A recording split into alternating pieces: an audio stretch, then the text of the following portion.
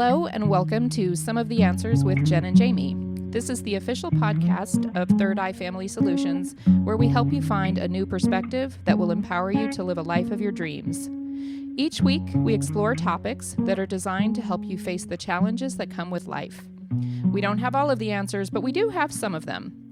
So join us as we share our thoughts, ideas, and advice to bring your ideal self into focus.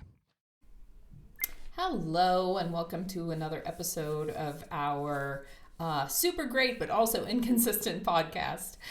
I wanted to talk a bit today about talking to children about war.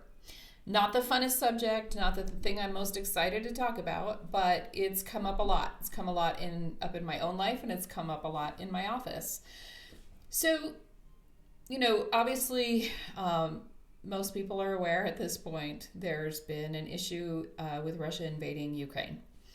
And as a mother, it's been really interesting to see, I have many older children, right? I have my 3 biological older children and my 4 step older children. And we've had some really great in-depth discussions of this whole geopolitical politics and what's going on, what does that look like, and their feelings about things and everything else. And when you have adult children, obviously it's a completely different thing. How do you talk to your adult children about war? Well, you talk to them the same way you talk to any other adult about the hard things in life.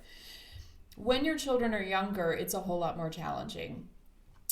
I noticed myself for a few days, anytime anything would come up about the subject, I would cut it off at home. I would cut it off and I would say, let's talk about this later, or let's talk about this in another room. And I really didn't want my 9-year-old to be exposed to it, to be honest. And I know that's inauthentic in a sense because he is a member of our global society. He does hear things, he does see things, he does know things. It's not like we could avoid it forever. But at the same time, I know I had my own feelings that I needed to process first. And that was really important for me to get enough of my own grounding that I could have conversations with him that weren't going to leave him feeling even more rocked by the whole situation, right? I needed to have enough of a sense for myself of this is what's going on, here's how I'm processing it, here's how I'm dealing with it, here's how I feel about it, that I could speak from a place of maturity and safety for him. And that was really important. So for a few days, that's how I handled conversations with my child around this current conflict. It didn't last long, of course. He had overheard a few things. I have still made sure, and I've spoken to everyone in our home, to say we're not going to use the term World War III in front of the 9-year-old child. He could not handle that at this point. But there was a point where he came and we were talking. I don't remember exactly how things came up, but I really had to stop and dig into my own training and knowledge to go, okay, how do we do this? How do we handle this here? So I just want to give, a couple of pieces of advice of how to help you talk to your children about what's going on in the world. And it's okay if you've already had some conversations and they haven't gone well, or you've already had some conversations and it left your children with more questions, right? You can always come back and deepen the conversation and deepen their understanding and their connection with you and their need for safety and security in all of this. So one thing that can be helpful if you have a child who's old enough, if they're old enough to be asking questions, honestly, they're old enough for most of what I'm going to say. And you know your child better than anyone else. So if you need to modify this in any way, whatever that looks like, you do that, because this is your child you're talking about. So I think one thing that I think is really critical is showing your child a map, right? They have, especially younger children, they're going to have their own fears, their own concerns. My son has said multiple times, what if Russia sends nukes here? That's his biggest worry in all of this, is that we are going to be bombed by Russia and that it's going to be a nuclear war. And so first of all, I've explained to him quite a bit, that's not what's happening right now. What's happening right now is that Ukraine used to be part of the Soviet Union, right? He's old enough. He's getting some of the backstory here. They want Ukraine. Russia wants to take Ukraine back over and regain that territory. And I've showed him the maps. And I've showed him the maps, first of all, so he understands, Russia's this big giant place and Ukraine is not. It's a smallish country, right? But I've also showed him that, there's borders here. That's why Russia's doing this, because it's right there. They're not attacking South Africa. They're attacking a country that's next door in an attempt to expand their land holdings in the world. And also using those maps to show him how far away we are from that conflict, because I know that is an ongoing concern for him, is our family's safety, his own safety, the safety of the people that he loves, the majority of who live in Utah with us, right? And then we have people we love in Portland, and we have people we love in Texas, and we have people, in Colorado, different places. But he could see on the map all of the places where the people that he's going to love and be worried about are safe. They are safe. They are far away from this conflict. None of us are in danger at this time. And that whole piece around safety is just so critical for young children, because, here's an example, right? So when my oldest was little, I want to say like 4, maybe 5 years old, there was a tsunami in Indonesia, I believe. It might have been India. I don't remember. But there was a big tsunami on the other side of the world, right? And the news stations, of course, constant coverage, right? Because we love the whole if it bleeds, it leads conversation around the news. And the news stations were, tsunami and tsunami damage and tsunami. And his grandparents that he was spending quite a bit of time with had the news on, always had the news on. And so my child's concern became that a tsunami was going to come here. Now we live in Utah. Tsunamis are not on our list. There's a lot of other things that are on our list. Tsunamis are not on the list of things that we need to worry about here in Utah. And I was able to show him the map. I was able to show him how far away things were. And when I first showed him a map, he's like, that's only 2 inches. So we had to do a little reality around maps. So I was able to get online and go to Google Earth, scan into Salt Lake, right? And even scan in as close as I could to our home at the time and show him, okay, you know how far it is from here to, it was like the grocery store or something, right? And so I was able to, expand and contract the map and give him a sense of how far away, even California, if there were to be a tsunami there, how far away even that is, and that there's, we're safe here, right? So using a map, I highly, highly recommend it. The second thing, like I said, safety is such a big thing, right? And a lot of children have questions like, why is this happening? Like I said, with my adult children, we got into the whole world of geopolitical politics and, international treaties and on, and why isn't NATO doing anything? And we'd have really in-depth conversations. It's got to be simplified for little children. Why is this happening? Even as I said, with my 9-year-old, Ukraine used to be part of this bigger country. It was divided up. Russia's unhappy with that. They want the land back, and that's why they're going to do it. Whatever way that you simplify that is fine. There's no right or wrong, like include this information, don't include that information. You've got to decide for yourself what that is. With really, really young children, if you have a 4 or 5-year-old who's overheard something and is now asking questions about this conflict, it might be as simple as some people like to take things that don't belong to them. And that's really not okay. And you can even get as personal as possible, right? Do you remember when your friend was over the other day and they wanted to take home your toy and you were upset? You didn't want them to take your toy home because that was your toy, right? I know that sounds really simple, but we have to put it in language that children will understand. So if there's some way that you can use an example from their own life that has them understand what it feels like both to want something that's not yours and also to want to keep something of your own and not allow someone else to take it from you, that can be a great way to simplify the conversation and help them understand.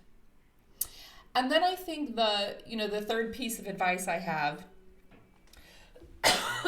excuse me, the third piece of advice I have about all of this, about how to talk to children about it, is, if there's any way that you can fit your own personal story, your own personal values, like something that you want to teach your child in all of this, I highly, highly recommend that you do that, because it makes something that's global and far away personal in a way that doesn't make it scary. Here's my own personal example of that, right? So, the first place that a lot of Ukrainians went was into Poland, and a lot of them are there right now. I am the ancestor of Polish Jews. And so I had some personal pride in that. I mean, I know it's a borders issue, right? They didn't go to Poland because they were like, hey, where can we go? Oh, I don't know, let's fly across the world to Poland. It's a border issue. That's why they were in Poland. But at the same time, the Polish people have been so welcoming and accommodating in a lot of ways that they can be. And I do know, I am aware that there have been some issues around racism at those borders. So I just want to say that, but I also don't want to take away from the beauty of what has been happening. And a lot of people are alive right now because they were able to get into other countries, and Poland was one of them.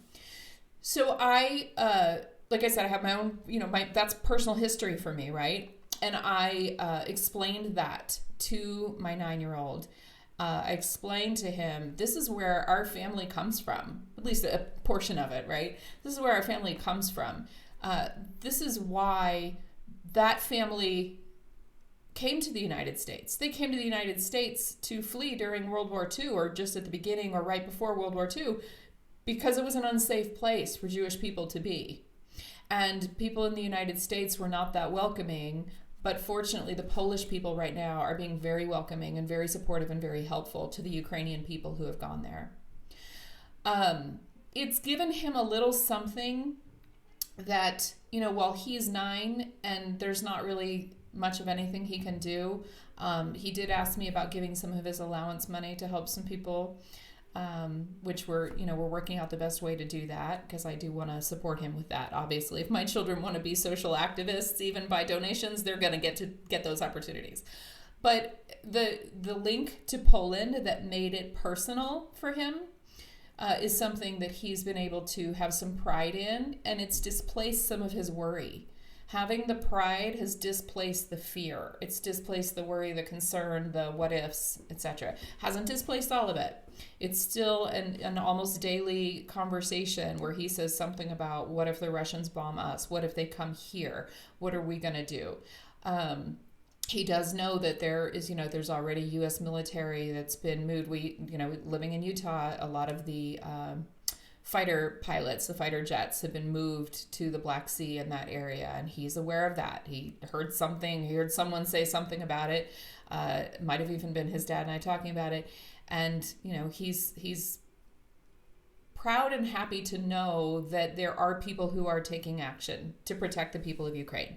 And he's proud to have that personal connection to the Polish people, being some of the people that are helpful and doing what they can to be supportive. So that's displaced some of his worry. So if there's anything that you can link, right, and it really doesn't matter what it is. It doesn't have to be Russian heritage or Ukrainian heritage or Polish heritage. It can really be anything. If there's anything that you can link to make it a little more personal, it gives our children a little bit more of a chance to feel connected while still being very disconnected and feeling safe. I hope that makes sense. I just felt like if I was going to say anything today, it needed to be about that, because it's come up so frequently. Many of my clients have said, "What do I tell my children? They're asking questions. I don't want them to be scared." And if we're not talking, their fear is just going to grow. It's going to compound. It's going to snowball. If we are talking, we can at least alleviate some of that fear and some of that concern. So I hope that's been helpful. Obviously as adults, we have our own stuff to work out about this. As a friend around my age said a few days ago, this is not our first rodeo for most of us.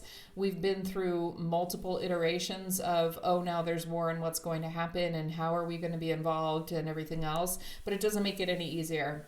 It's still scary. It's still stressful. And above all, it's heartbreaking. It's even if things never move outside of, Ukraine itself, it's heartbreaking. The damage that's been there, the lives that have been lost there. And it's heartbreaking to know the reality that there's still people in this world who think that that's an okay way to handle their business. It's heartbreaking to have that as part of the landscape. So I know that. To the best of your ability, work that out for yourself, or at least put it aside for a minute if you do need to talk to children about this conflict as well. As always, if you need anything, please feel free to reach out to us. All the information's in the outro. And we hope that other than the state of the world, you're doing well. And we'll be back when we're back. We hope you enjoyed this episode of Some of the Answers. To learn more about Jen, Jamie, or Third Eye Family Solutions, log on to thirdeyefamilysolutions.com. That's third, THIRDIEYE, familysolutions.com. Some of the Answers podcast can be found on Spotify, iTunes, Google Music, Stitcher, and Podbean. This podcast is the property of Third Eye Family Solutions, copyright 2020, and the music is owned fully by Gabe Schwartz. Join us next time for Some of the Answers.